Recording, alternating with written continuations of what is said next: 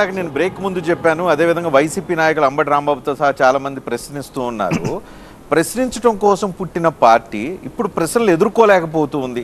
అది 24 సీట్ల విషయం అవ్వచ్చు, రాజ్యాధికారం తీసుకోవాలనే విషయం కావచ్చు. ఇవన్నీ ఎవరో అడగడానికి లేదు. నేను చెప్పినట్టేనండి, నా వెనక రండి, నన్ను నమ్మండి అంటే ప్రశ్నించడం కోసం పుట్టిన మీరు ఇవన్నీ అంటాం. వేరే వేరే వాళ్ళు అంటే ఓకే, మీరు ప్రశ్నించడం కోసం పుట్టిన వాళ్ళు మీరు ఇవన్నీ అంటాం ఏంటి? రజనీ గారు, ఇప్పుడు మా జనసేనలో వీర మహిళలు కానీ లేకపోతే క్రియాశీల కార్యకర్తలు కానీ మా నాయకులు కానీ ఎవరైనా దాన్ని అబ్జెక్ట్ చేస్తే పర్వాలా. రోజారెడ్డి గారు, పేరు నాని గారు, ఇంకా వరుసని వీళ్ళందరూ కూడా అంటే వైసీపీ నాయకులు వీళ్ళు రాకపోతే జనసేన కార్యకర్తల నాకు అర్థం కాల. ఎందుకంటే జనసేన కార్యకర్తలు అయినట్టయితే అది క్వశ్చన్ చేస్తే అర్థం ఉంది. కానీ వీళ్ళు వైసీపీలో ఉంటూ ఎందుకు వైసీపీ ఓటమిని కోరుకుంటున్నారు?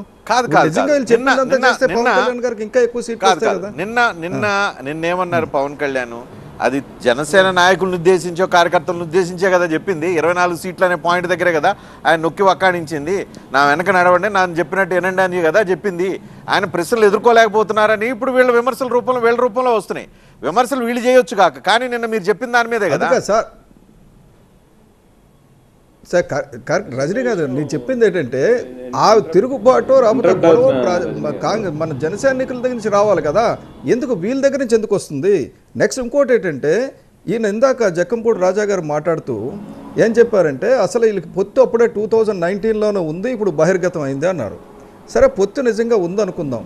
2019లో ఆగస్టులోని బలవంతంగా ల్యాండ్ ఎక్విజిషన్ చేస్తుంటే 2015లోనే పవన్ కళ్యాణ్ రోడ్ ఎక్కి నథింగ్ డూయింగ్ అలా చేయడానికి వీల్లేదన్నారు.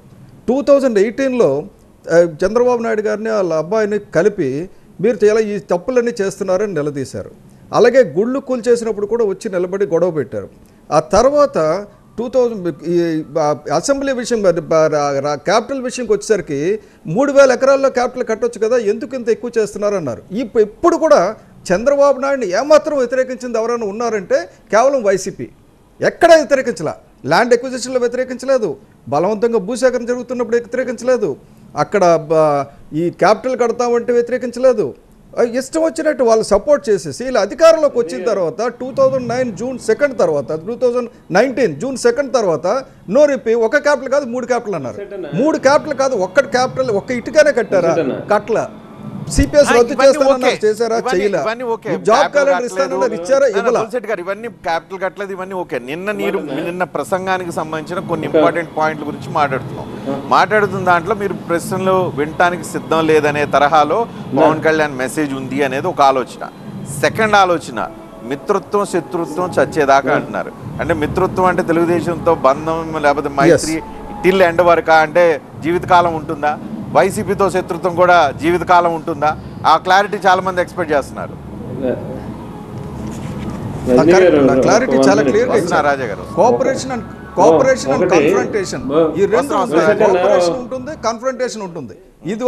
ఇదివరకు కన్ఫ్రంటేషన్ మోడ్లో ఉన్నది ఇప్పుడు కోఆపరేషన్లోకి ఎందుకు వచ్చారంటే బికాజ్ వీళ్ళు ఆంధ్రప్రదేశ్ క్యాపిటల్ లేదు కానీ డ్రగ్ క్యాపిటల్ చేశారు, ఆంధ్రప్రదేశ్ కల్తీ మద్యానికి క్యాపిటల్ చేశారు, ల్యాండ్ గ్రాబింగ్ క్యాపిటల్ చేశారు, నాన్ డిజిటల్ పేమెంట్ క్యాపిటల్ చేశారు, క్రైమ్ క్యాపిటల్ చేశారు, 5 రెడ్లు రాజ్యం చేశారు. అందు గురించి వస్తున్నారు తప్ప ఇప్పుడు కళ్యాణ్ గారికి వేరే పనేం లేదండి. ఇప్పుడు ఇదందరూ మనకు కలిసి చేయాల్సిన పనే ఉంది. మరి డెఫినెట్గా ఎవరు మట్టుకాలను పోటీ చేస్తాం, అయిన తర్వాత ఎవరో ఒకరు కలుస్తాం, రాత లేదు. కానీ ఎందుకు డెఫినెట్గా ఈయన దించాలనుకుంటున్నారంటే ఈయన చెప్పింది ఒకటి చేయలేదు. సరే, ఇదంతా వదిలేశారు. తల్లిని చెల్లిని బాబాయ్ విషయం కూడా చెప్పారు. ఎందుకంటే ఎక్కడ కూడా న్యాయం లేదు. ఆఖరికి సుగాలి ప్రీతి విషయం చెప్పారు. సుగాలి ప్రీతి విషయంలో పేరు నాన్నగారు నన్ను మీ డిబేట్లోనే చెప్తున్నారు. సుగాలి ప్రీతికి 2017లో జరిగింది, అంటే ఎప్పుడు జరిగిందో తెలియదానికి నవంబర్ 2017లో జరిగితే అప్పుడు చంద్రబాబు నాయుడు ఉన్నారు కదా, చంద్రబాబు నాయుడుని అడగడం మానేసి ఈయనకి ఎందుకు అడిగారని. చంద్రబాబు నాయుడు గారు చుట్టూ తిరిగి నాకు న్యాయం జరగడం లేదంటే అమ్మ నేను వచ్చినంటే చేస్తానని జగన్మోహన్ రెడ్డి చెప్పారు. కలసి సుగాలి ప్రీతి తల్లి పార్వతి గారిని తీసుకోండి. ఇప్పుడు ఆవిడ కోర్టులో కేసు ఉంది, గొడవ పడుతుంది, బాధలు పడుతున్నారు. జరిగిన వాళ్ళతో అప్పుడున్న ప్రభుత్వంతోనే కదా ఇప్పుడు మీరు మళ్ళీ మిత్రత్వం పెట్టుకుంటుంది అనేది ఆయన ఉద్దేశం. సార్ ఇన్సిడెంట్ జరగడం ప్రభుత్వం కాదండి, న్యాయం. మరి ఇన్సిడెంట్ జరగడం ప్రభుత్వం కానప్పుడు ఇప్పుడు జరిగే ఇన్సిడెంట్ జగన్మోహన్ రెడ్డి దగ్గర కూర్చొని డ్రగ్స్ పంచుతున్నాడా? మన లాజిక్ చెప్పండి. దగ్గర కూర్చొని డ్రగ్స్ పంచుతారా? దగ్గర కూర్చొని మాటలు చెప్పిస్తారా? రజనీకాంత్ గారు ఈ 5 ఏళ్ళు వాళ్ళు చేస్తానని చేయలేదు. ఆ తల్లికి ఎంట్రీ ఇవ్వడం లేదు ఆఫీసులోకి. ఆవిడ మీరు రండమ్మా అని చెప్పి పలానా రెడ్డి గారిని కలండి అని చెప్పారు, తర్వాత తలపేసేసారు.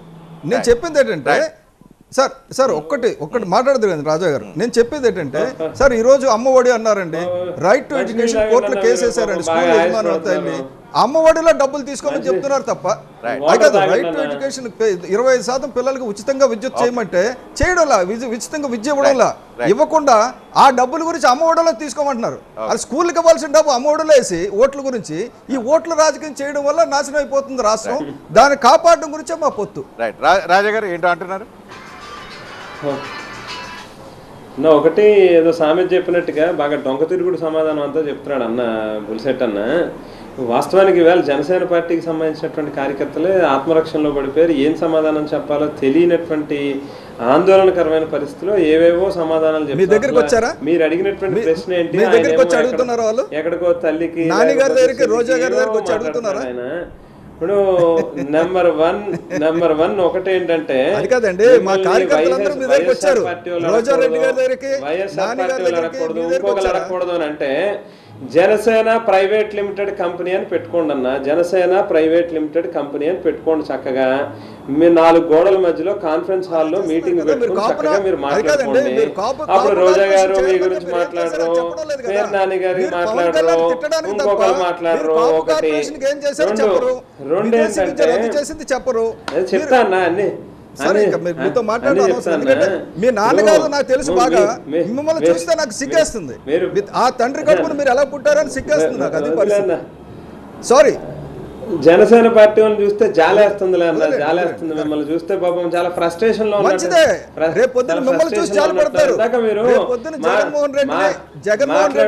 ముద్రగడ పద్మనాభం గారిని పట్టుకుని ఏదైతే 24 సీట్లకి ముందు ఇప్పుడు మద్దతు ఇచ్చి తర్వాత ఏమో 175కి పోటీ చేయాలన్నాడు. ఎవరిని ముఖ్యమంత్రి చేయడానికి ముద్రగడ పద్మనాభం గారు మీకు వత్తాసు పలకాలి? ఎవరిని చంద్రబాబును ముఖ్యమంత్రి చేయడానికి? అసలు మీరు 2018లోని 2015లోనే మేము బయటకు వచ్చాం, చంద్రబాబు నాయుడిని మేము ముందే ప్రశ్నించామని చెప్తున్నారు. ఏం ప్రశ్నించారు మీరు? చంద్రబాబు నాయుడు గారికి ఎప్పుడు ఎలా కావలిస్తే అలాగ ఆటలాడతారు మీరు.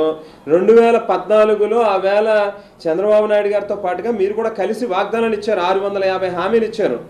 మొదటి 2-3 నెలలకే బహుశా భారతదేశంలో ఏ ప్రభుత్వం మీద రానంత వ్యతిరేకత అత్యంత స్వల్ప కాలంలోనే, ప్రభుత్వం ఏర్పడినటువంటి అతి తక్కువ కాలంలోనే ప్రజల్లో తీవ్రమైనటువంటి వ్యతిరేకత ఏర్పడింది. చంద్రబాబు నాయుడు గారు చాలా దూరదృష్టి అని చెప్తా ఉంటాడు కదా, విజన్ 2020, విజన్ 2050 ఇట్లా చెప్తా ఉంటాడు. కాబట్టి ఆయన ముందే అన్ని ఆలోచించుకుని 2019 కల్లా జనసేన పార్టీని మనకి ప్రత్యర్థిగా తయారు చేసుకున్నట్టుగా ఒక పిక్చర్ ఇస్తే కనుక ఖచ్చితంగా ప్రజలు మళ్ళీ ఎవరైతే ప్రభుత్వానికి వ్యతిరేకంగా ఓటేయాలని అనుకునేటటువంటి వాళ్ళందరూ కూడా స్ప్లిట్ వస్తుంది. అందులో వైఎస్ఆర్ కాంగ్రెస్ పార్టీకి కొంత పడతాయి, మిగతా కొంత జనసేనకు పడతాయి. కాబట్టి ఆ స్ప్లిట్ లో వాళ్ళకి బెనిఫిట్ జరుగుతుందేమో అనేటువంటి ఆలోచనతో వాళ్ళు ఒక యాక్షన్ ప్లాన్ తయారు చేసుకున్నారు. దాన్ని ఏమో మీరు ఇంప్లిమెంట్ చేశారు. అడిగిన దానికి సమాధానం చెప్పండి, ఎందుకు వచ్చింది? ఏ కాదు, మీరు సమాధానం చెప్తాను. 2015లోని 2015 కాంగ్రెస్ పార్టీ కాంగ్రెస్ పార్టీని పోరాడారండి. ముద్దులు పెట్టుకుంటూ తిరిగారు. ఈ రోజు దాకా కూడా ఆయన దగ్గర నుంచి మొదలు పెట్టి ఆఖరి గ్రామ స్థాయిలో ఉండేటటువంటి చిన్న కార్యకర్త వరకు కూడా ప్రజల్లోనే ఉన్నాం. ఎప్పుడు